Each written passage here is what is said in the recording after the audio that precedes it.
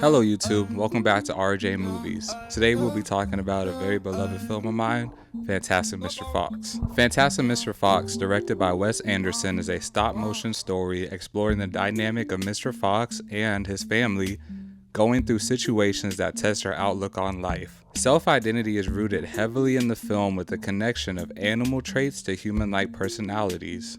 Even though the film is using the analogy of instinctive animals to humans, Wes Anderson uses cinematography and composition to argue that identity isn't set in stone, and motivation along with flaws act as a bridge to maturing in life and relationships.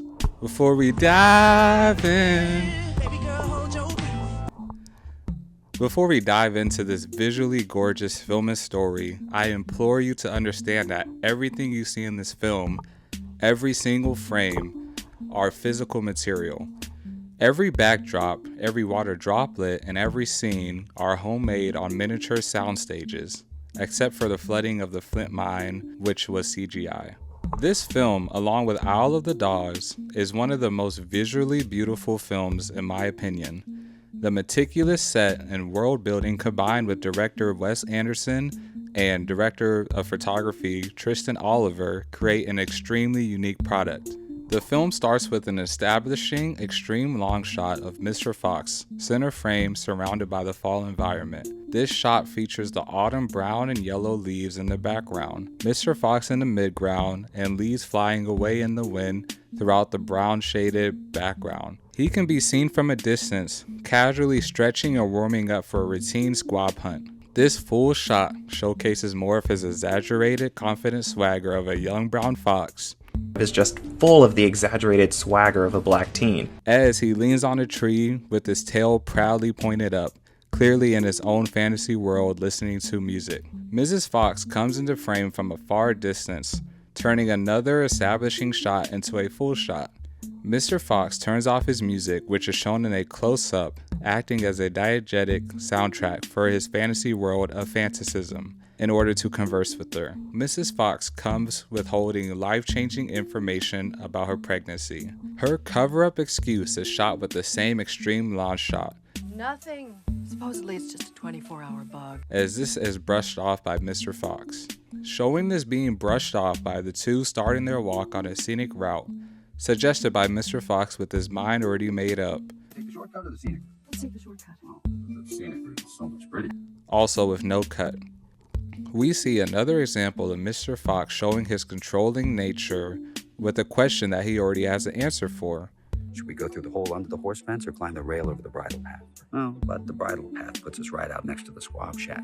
Creating a sense of bringing Mrs. Fox along with him on his fantastical adventure. Mrs. Fox going for the safer option, and Mr. Fox ignoring her reasoning, much to her either dismay or mind being elsewhere as she just learned that they're going to be a Fox family, or a soak, a leash, or an earth. Just a little tidbit for your learning. I get my dog to proofread my shit. I get my dog to analyze my shit. You know what I'm saying? You see him? He's saving it. Next is a seemingly one shot of the two going through a farm to hunt the squabs.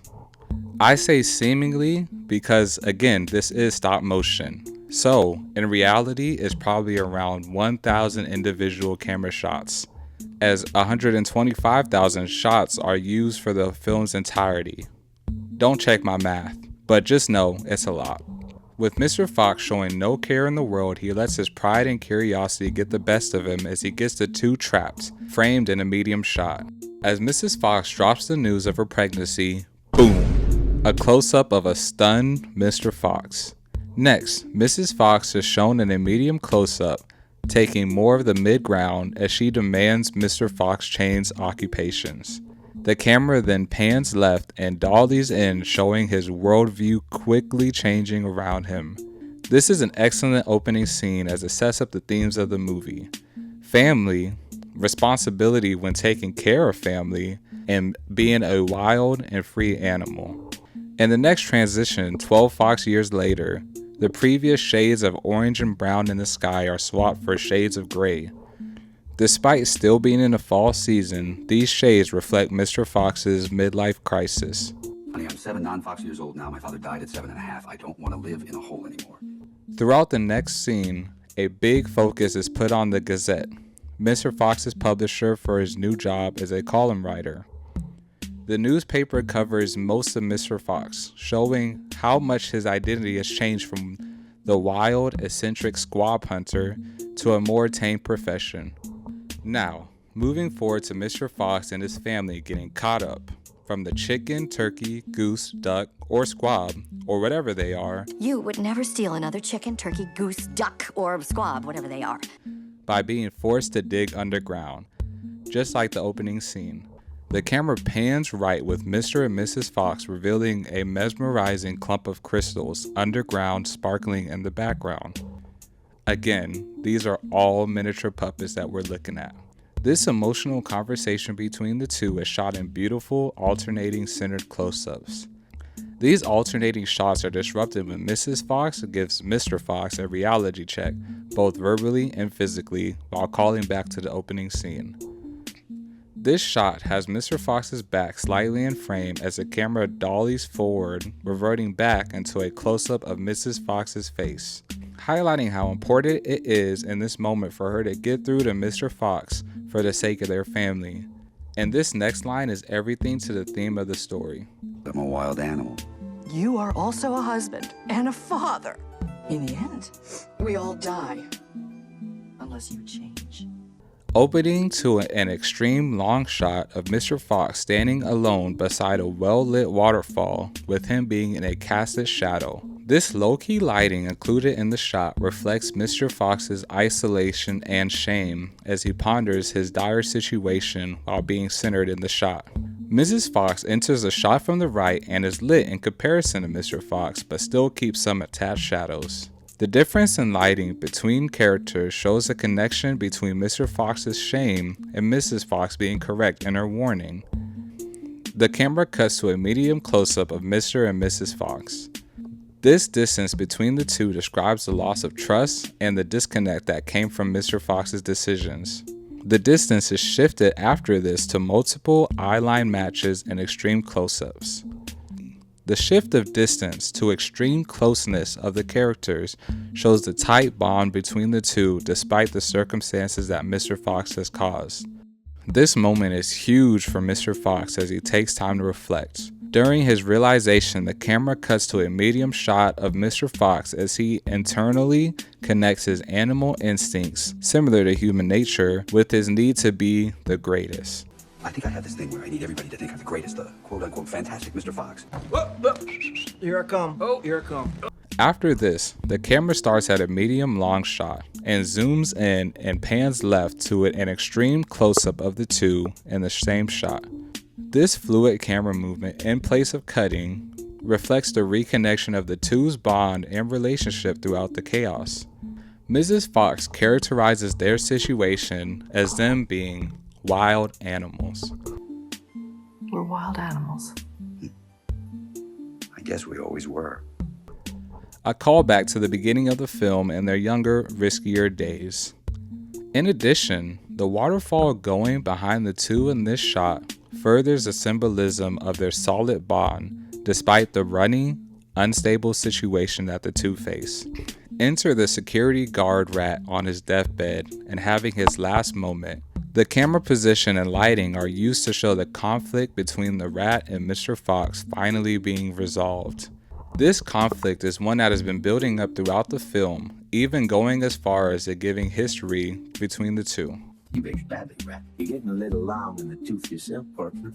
The history further connects the theme of natural enemies and gives more depth to the last-minute change that occurs in their relationship. The scene starts out with very somber, low-key lighting. This is a complete 180 in comparison to the type of lighting used in the action scene prior to this. In addition, the camera is put at a top-down angle, also highlighting the subtle top lighting that is present throughout the scene. To start, the only two characters shown at the beginning of the scene are the rat and Mr. Fox.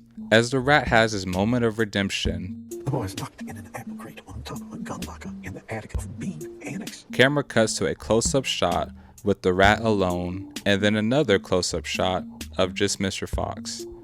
Having Mr. Fox in this shot shows the shift in the relationship and conflict between the two by having both in the frame despite the fight that just occurred. In the next shot, Mr. Fox and his allies are brought in one by one in an extremely low angle shot. The lighting is switched for this shot, showing under lighting as the characters looking down aren't filled with attached shadows.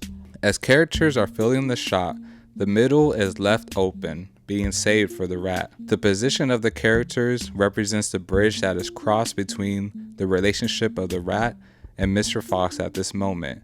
In addition, the rat, who is antagonistic throughout the movie, is given an emotional send-off comparable to a heroic sacrifice. As the rat is sent down the river, the scene ends on a long shot of all the characters, this time with Mr. Fox being censored.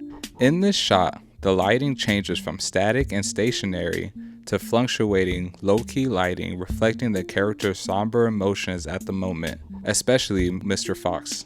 A line is given at the end of the scene by Mr. Fox, describing the end of the cycle of unnecessary conflict between the two. All these wasted years. What were you looking for, rat? First, can we start by enjoying the beauty of this shot? Okay. I love the entire main ensemble plus Agnes popping out one by one in a very Wes Anderson style, all looking directly at the camera. Like, this can literally be a poster from the film. It's perfect. Also, I do want to go back and explore the Cub Fox's stories of Ash and Christopherson, because I love the relatable coming of age arc that speaks to me as someone that is neurodivergent. Mr. Fox visually leading the audience to the right side of what their family's future is going to look like, literally like a tour guide. Another amazing close-up shot of the main ensemble. Literally art, just beautiful. Next, a tracking shot where Mr. and Mrs. Fox walk sophisticatedly through the store while the cubs savagely devour their food like the wild young animals they are. I'ma eat it. Ah! This is a great comparison to Mr. Fox eating his breakfast at the beginning of the film. I think the story arc is brought together very well with the lessons that are learned by Mr. Fox, climaxing with the scene of Mr. Fox's fear of wolves. I don't think he speaks English or Latin. I have a phobia of wolves.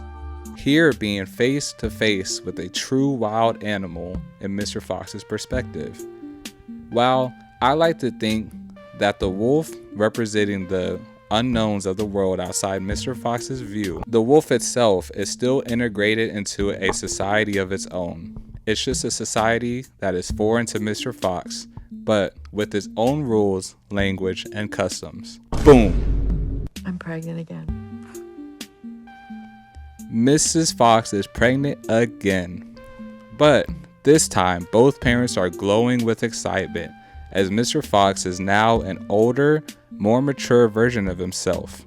The film ends with Mr. Fox's son, Ash, playing the diegetic soundtrack for the whole family to join in on the fantasy world of Fantastic Mr. Fox.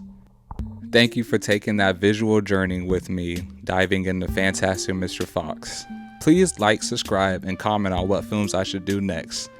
Y'all have a blessed one, and just know Jesus loves you. And that's another one. Peace!